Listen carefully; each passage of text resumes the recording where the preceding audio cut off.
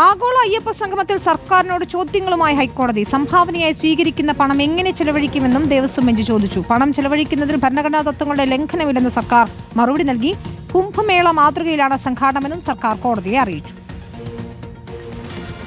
സർക്കാരിനോടുള്ള ഹൈക്കോടതിയുടെ ചോദ്യങ്ങൾ ഇങ്ങനെ: ആഗോള അയ്യപ്പ സംഗമത്തിൽ സർക്കാരിന്റെ പങ്കെന്ത്? ദേവസ്വം ബോർഡിനെ സഹായിക്കുകയാണോ സർക്കാർ ചെയ്യുന്നത്? സംഭാവനയായി സ്വീകരിക്കുന്ന പണം എങ്ങനെ ചെലവഴിക്കും? കോർപ്പറേറ്റ് സംഭാവനകൾ എങ്ങോട്ട് പോകും? ശബരി റെയിലിനും ശബരിമല മാസ്റ്റർ പ്ലാനിനും ഫണ്ട് ചെലവഴിക്കുമോ?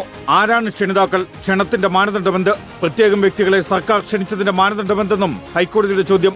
ക്ഷണിതാക്കളുടെ കാര്യത്തിൽ സർക്കാരിന് മുൻഗണനയുണ്ടെന്ന് ഹൈക്കോടതിയുടെ വിമർശനം. തുക എങ്ങനെ ചെലവഴിക്കുമെന്ന കാര്യത്തിൽ സർക്കാർ മറുപടി നൽകിയില്ലെന്നും നിരീക്ഷണം.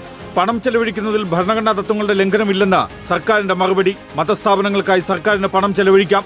കുംഭമേള മാതൃകയിലാണ് ആഗോള അയ്യപ്പ സംഗമത്തിന്റെ സംഘാടനം. കുംഭമേളയ്ക്കായി സംസ്ഥാന സർക്കാർ സഹായം നൽകുന്നുണ്ട്.